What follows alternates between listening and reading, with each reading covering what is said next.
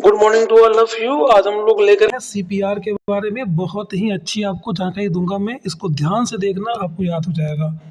CPR क्या होता है? जब कोई व्यक्ति मूर्छित होकर के गिर जाए तो उस समय जो आपातकालीन उसकी तकनीकी सहायता देते हैं, छाती को दबाते हैं और सांस देते हैं उसको बाहर से, तो उसे हम लोग सीपीआर बोलते हैं, ताकि जो ऑक्सीजन का प्रवाह बना रहे और जब तक चिकित्सीय सहायता न मिल जाए। तो आगे हम लोग चलते हैं, इसमें देखते हैं कि सीपीआर देने की संख्या कितनी होती है। अगर सीपीआर वयस्क में बात करेंगे तो एडल्ट बोलेंगे उसको। तो अगर 12 या उससे अधिक साल का बच्चा है तो 30:2 मतलब 30 बार उसके हम चेस्ट को दबाएंगे और 2 बार फूंक मारेंगे, 2 बार सांस देंगे। आगे देखें, चाहे एक रेस्क्यूअर हो या 2 हो, मतलब एक रेस्क्यूअर या 2 रेस्क्यूअर का मतलब ये होता है कि एक लोग मिलके हेल्प कर रहे हैं, 2 लोग मिलके हेल्प कर रहे हैं। इसी को हम लोग 1 1 2 बोलते रहते हैं। देखो यहाँ पे क्या है, यहाँ हम जो देख रहे हैं, यहाँ पे हमारे सामने जो दिख रहे हैं,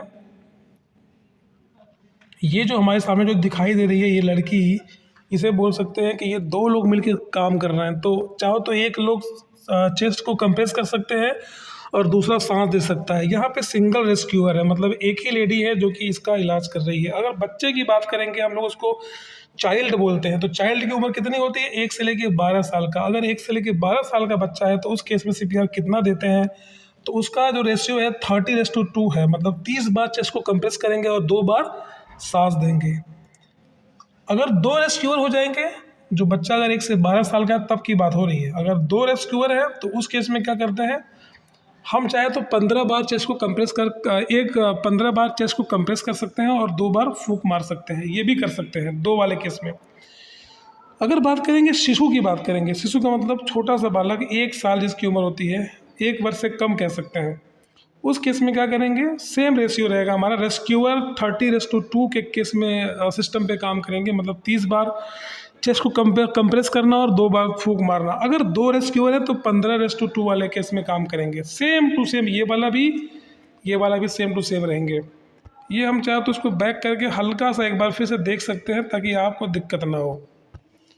यहाँ पे क्या देख रहे हैं हम लोग, यहाँ पे देख रहे हैं कि अगर यहाँ पे देख रहे हैं अगर बच्चा है या शिशु है तो दोनों के दोनों केस में जो वैल्यूज़ दी गई है वो सेम है, ये भी सेम है। अगर न्यू बॉर्न बेबी होती है, न्यू बच्चा होता है, तो 30:1 है, मतलब कि 30 बार कंप्रेस करेंगे और 1 बार सांस देंगे उसको। चलते हैं नेक्स्ट स्लाइड में, आगे बढ़ते हैं, टाइम बहुत कम है। छाती कितना दबाना चाहिए, ये बहुत जनरल सा क्वेश्चन होता है। छाती देखो दबाने के लिए बोल सकते हैं हम लोग कि अगर कम से कम एडल्ट है तो 2 इंच तक दबा सकते हैं या 5 सेंटीमीटर दबा सकते हैं, लेकिन इससे ज़्यादा नहीं, 6 सेंटीमीटर से अधिक नहीं दबाएंगे। अगर बच्चा है तो लगभग बोल सकते हैं कि 2 इंच या फिर 5 सेंटीमीटर तक दबा सकते हैं, मतलब चेस्ट की जो गहराई है 1/3 तक कर सकते हैं। आगे देखिए हम लोग इसमें, अगर शिशु है, इन्फेंट है, शिशु इन्फेंट उसको बोलते हैं, तो उस केस में हम लोग क्या कर सकते हैं, शिशु वाले केस में, एक सेकेंड, ये वाइट मार्कर आ गया था, ओह फिर से आ गया। हाँ, तो देखते हैं, अगर शिशु है तो क्या करते हैं, शिशु वाले केस में क्या करेंगे हम लोग, 1.5 इंच तक या फिर 4 सेंटीमीटर तक हम लोग गहराई तक दबा सकते हैं चेस्ट को।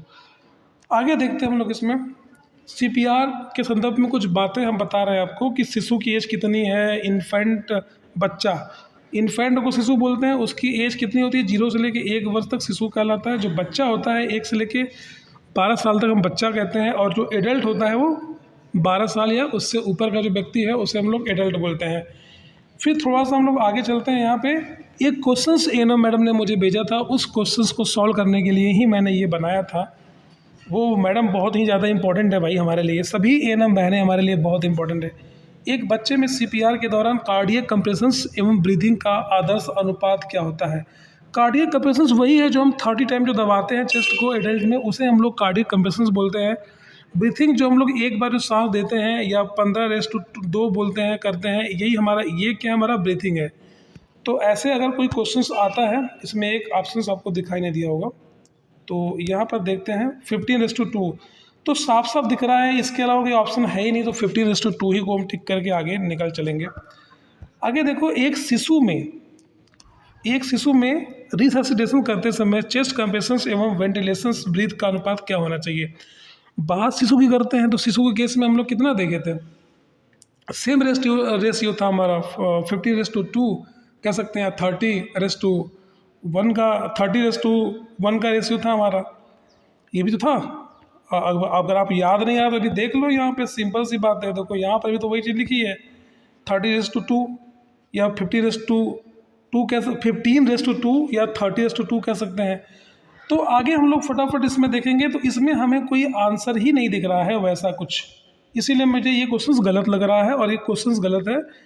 कंपेरिजन पहले करते हैं, बाद में सांस देते हैं, तो 5:1 पॉसिबल ही नहीं है इसमें, है ना। तो ये तो नहीं होगा, ये भी नहीं, कोई नहीं होगा ना, ब्रीथिंग का इतना कम रेशियो नहीं होता। अगर हम बात करें न्यू बॉर्न बेबी का, तो उसका भी तो 3:1 होता है, 3:1 होता है न्यू बॉर्न बेबी का, वो भी नहीं आएगा उसमें। तो यहाँ देखते हैं हम लोग, अगर न्यू बॉर्न बेबी है, यहाँ मैंने बताया था तो 3:1 दिखाया गया आपको। न्यू बॉर्न बेबी का कितना 3:1 है, 30 बार कंप्रेस करेंगे तो एक बार सांस देंगे, तो वो भी ऑप्शंस में नहीं है। तो ये जो क्वेश्चंस बनाया था, जिसने ही बनाया है वो गलत क्वेश्चन बनाया है, बेवकूफ़ बना रहे लोगों को, तो इस क्वेश्चंस को छोड़ देंगे, ये गलत क्वेश्चंस है। आगे देखते हैं थोड़ा सा, अब कुछ भी नहीं है। थैंक यू वेरी मच, आप लोगों ने बहुत ही अच्छे तरीके से वीडियोस को देखा। अगर आप लोगों को अच्छा लगे तो आप वीडियो को लाइक, शेयर एंड सब्सक्राइब करिएगा। Thank you very much.